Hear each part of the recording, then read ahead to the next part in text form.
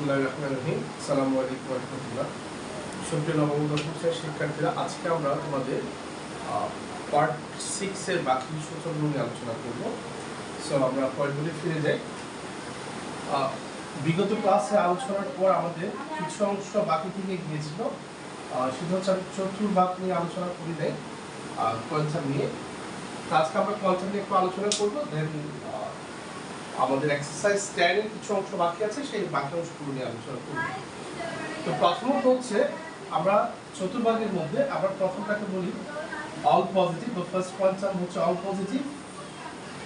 এখানে হচ্ছে সাইন আর cosec positive. এখানে হচ্ছে ট্যান আর কট পজিটিভ। এখানে হচ্ছে কস আর সেক পজিটিভ। এখন যে বিষয়টা আমাদের প্রথমত বুঝতে হবে, আমরা জেনারেল ম্যাথের মধ্যে কিছু ম্যাথ আছে, যদিও এটা আমাদের হার্ড ম্যাথের আলোচনা। এরপর জেনারেল ম্যাথে আমাদের কিছু অংশ দিয়ে দিয়েছে, যার ধরুন আমাকে এটা আলোচনা করতে হচ্ছে। প্রথমত হচ্ছে sine minus theta, cos minus theta, tan minus theta, cot minus theta, sec minus theta, cosec minus theta. প্রথমত আমাদেরকে বুঝতে হবে সাইন মাইনাস থিটা মানে কি, কস মাইনাস থিটা মানে কি, ট্যান মাইনাস থিটা মানে কি। চতুর্ভাগের বিষয়ের মধ্যে আমাদেরকে কোন কাউন্টিংটা জানতে হবে। আমরা প্রত্যেকেই নিশ্চয় আমরা ঘড়ি দেখেছি, দেওয়াল ঘড়ি দেখেছি। দেওয়াল ঘড়িতে যদি আমরা এখানে একটা ঘড়ি আঁকার চেষ্টা করি, যদিও বা স্পেসিফিক হবে না, তাহলে ঘড়ির কাঁটা যদি আমরা এটাকে যদি কাঁটা ধরি, এগুলোকে যদি কাঁটা ধরি, তাহলে ঘড়ির কাঁটাগুলো ঘুরে এদিক দিয়ে। তাহলে যদি আমাদেরকে কখনো যদি পজিটিভ কোণের কথা বলা হয়, তাহলে এন্টি ক্লকওয়াইজ ঘুরবে। মানে আমাদের কোণের ভ্যালু যদি পজিটিভ হয় তাহলে এন্টি ক্লকওয়াইজ ঘুরবে, আর যদি কোণের ভ্যালু যদি নেগেটিভ হয় ক্লকওয়াইজ ঘুরবে। তাহলে প্রথমে যদি আমরা সাইন যে অনুপাতটা আছে, অনুপাতের পরে যদি আমরা এখানে পজিটিভ সাইন দেখি, তাহলে আমরা পজিটিভ সাইন দেখলে যদি ডিজিটটা যদি পজিটিভ হয় তাহলে এটা এন্টি ক্লকওয়াইজ ঘুরবে, আর যদি এটা নেগেটিভ হয় তাহলে পজিটিভ হলে ক্লকওয়াইজ ঘুরবে, আর নেগেটিভ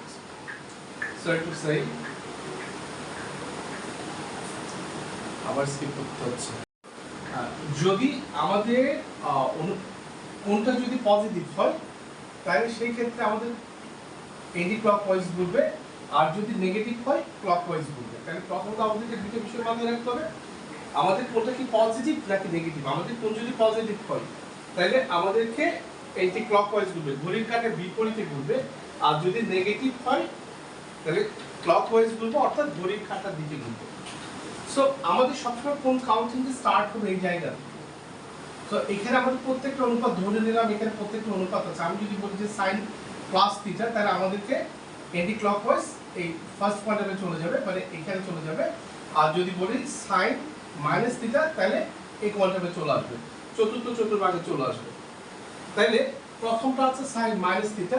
সাইন মাইনাস বলার সাথে সাথে সে ক্লকওয়াইজ ঘোরা শুরু করলো, ক্লকওয়াইজ ঘুরলে কোথায় চলে আসে, আমার চতুর্থ চতুর্ভাগে চলে আসে। এই চতুর্থ চতুর্ভাগে আমার দেখতে হবে কোন কোন অনুপাত পজিটিভ। তাহলে আমরা চতুর্থ চতুর্ভাগে দেখতে পাচ্ছি কস এবং সেক পজিটিভ। তাহলে আমাদের যেহেতু সাইনের অবস্থান এখন চতুর্থ চতুর্ভাগে বা ফোর্থ কোয়ান্টামে আমার সাইন নেগেটিভ, যার জন্য আমরা তাকে লিখতে পারি কি মাইনাস সাইন থিটা।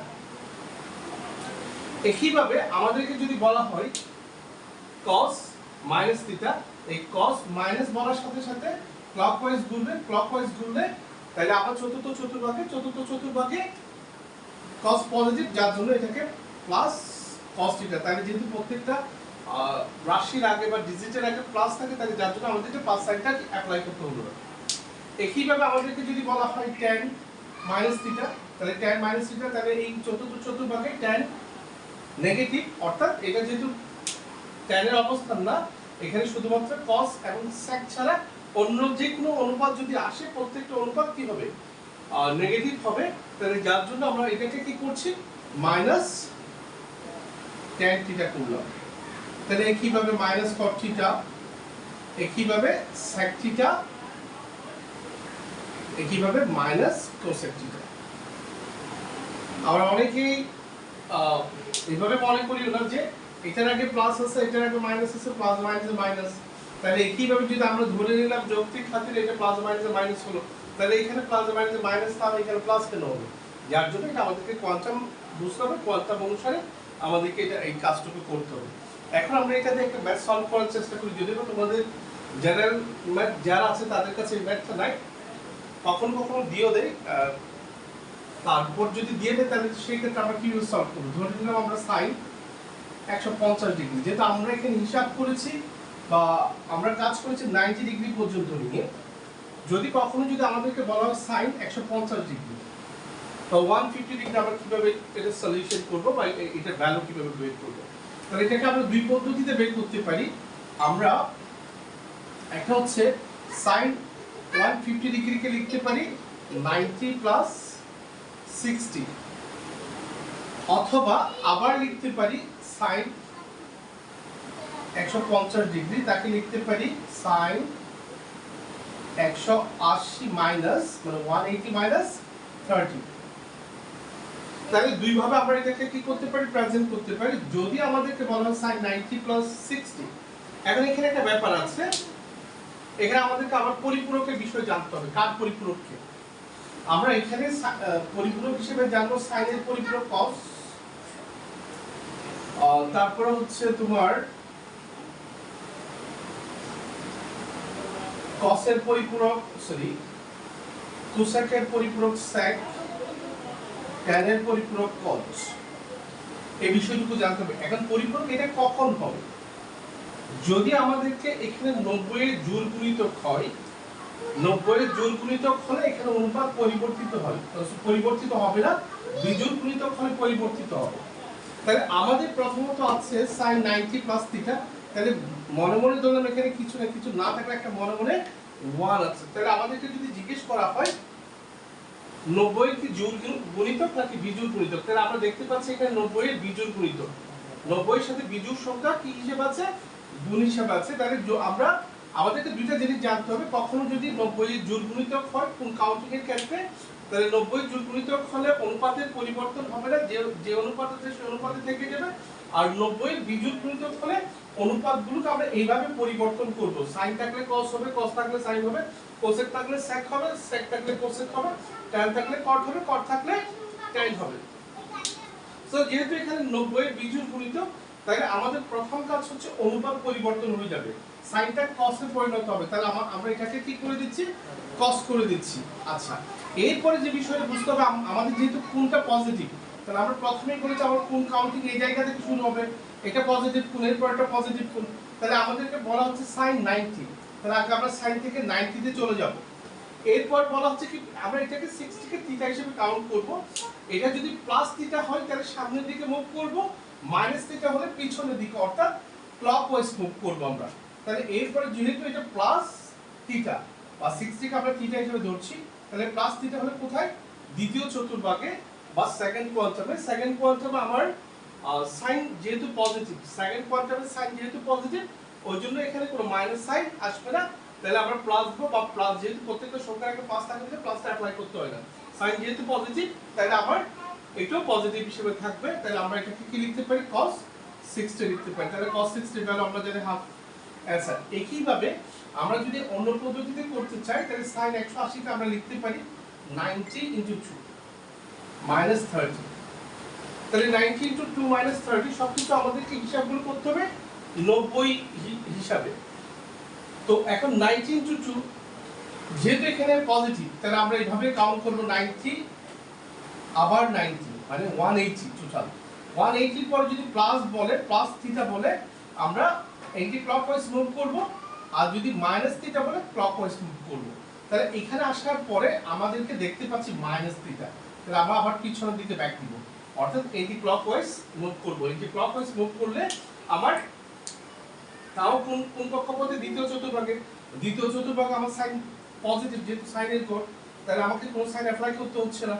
আবার যেটা দেখতে পাচ্ছি 90 এর জোড় গুণিতক, 90 এর সাথে জোড় সংখ্যা গুণ হিসেবে আছে, তাইলে অনুপাতের পরিবর্তন হচ্ছে না, তাহলে আমরা লিখতে পারি sin 30 অর্থাৎ হাফ। আশা করি তোমরা বুঝতে পারছো। এরপরে যদি আমরা আরেকটা ম্যাথ সলভ করার চেষ্টা করি,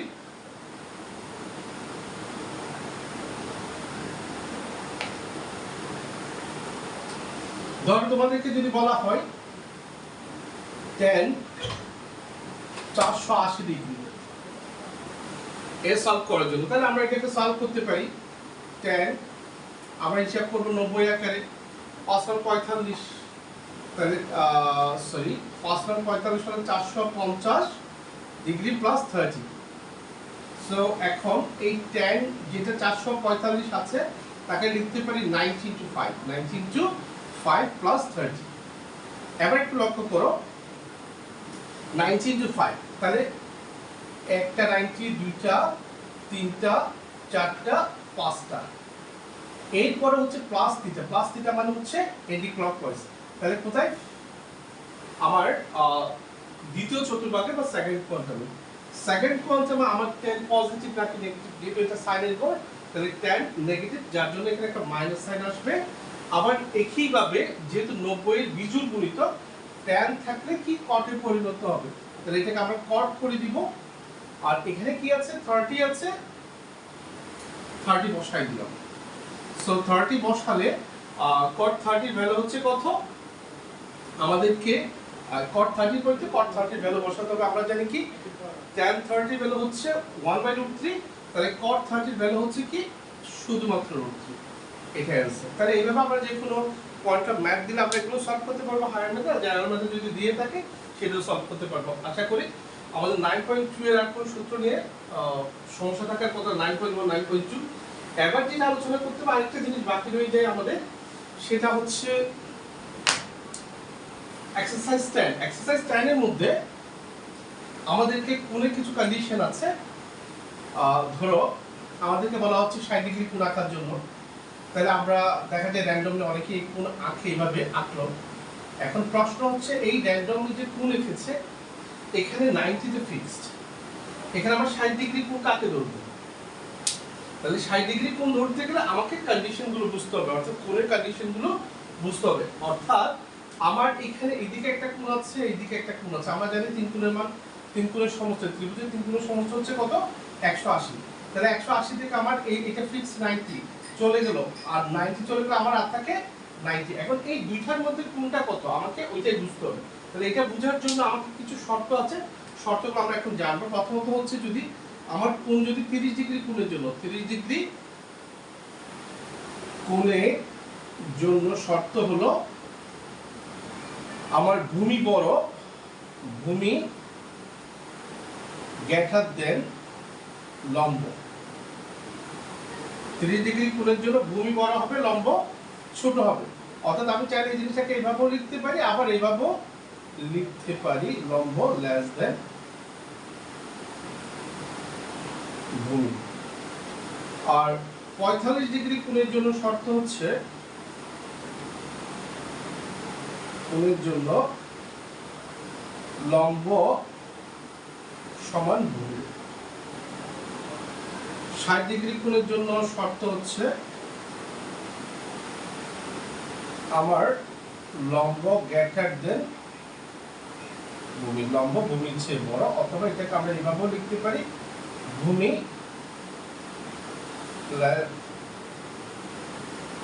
ওকে। তাহলে এই শর্তটা যদি আমরা মানি, আমরা ধরে নিলাম এখন কোনটাকে আমরা অ্যাড্রেস করব, কোনটা কত ডিগ্রি। আমি যদি এটাকে কোণ ধরি, আমার কোণের বিপরীত বাহু লম্ব, এটা কোণের বিপরীত বাহু লম্ব। তাহলে এটা যদি লম্ব হয়, তাহলে আমরা বলেছি কি 30 ডিগ্রি কোণের জন্য লম্ব ছোট, ভূমি বড়। তাহলে আমার লম্বটা ছোট, ভূমিটা বড়। তাহলে এটা যেহেতু ভূমি বড়, তাহলে এই কোণের মান হচ্ছে 30 ডিগ্রি, এই কোণের মান 30 ডিগ্রি। এখন তাহলে এটা 30 হলে এটা 90, এটা অটোমেটিক্যালি 60। আবার আমি এই কন্ডিশনে যদি ফেলতে চাই, আমি ধরে নিলাম যে এখন আমার এই 30 ডিগ্রি কোণটা নাই, এই 30 ডিগ্রি কোণটা নাই। এখন আমাকে বলা হচ্ছে এই কোণটাকে বের করার জন্য, এটাই আমার কোণ। তাহলে কোণের বিপরীত বাহু এটা, তখন আমার কাছে যদি এটা লম্ব হয়, তখন আমার লম্ব হলে লম্ব বড়, এটা হচ্ছে তখন ভূমি, এটা ভূমি, তখন ভূমি ছোট হলে লম্ব বড়, ভূমি যদি ছোট হয় তাহলে আমার কোণের ভ্যালু হয় কত 60। তাহলে ওইভাবে আমরা এটা বুঝে নিয়ে যাচ্ছি আমার কোণ কত 60 ডিগ্রি। আশা করি এই কনসেপ্টটুকু যদি থাকে আমাদের এক্সারসাইজ টাইম নিয়ে কোনো সমস্যা থাকার কথা না, আগে যেহেতু আমরা সূত্রগুলো আলোচনা করেছি। তো প্রত্যেকে ভালো থাকবো, সুস্থ থাকবো, সুন্দর থাকবো, শুভকামনা রইল। আজকে এখানে বিদায় নিলাম। আসসালামু আলাইকুম ওয়া রাহমাতুল্লাহ।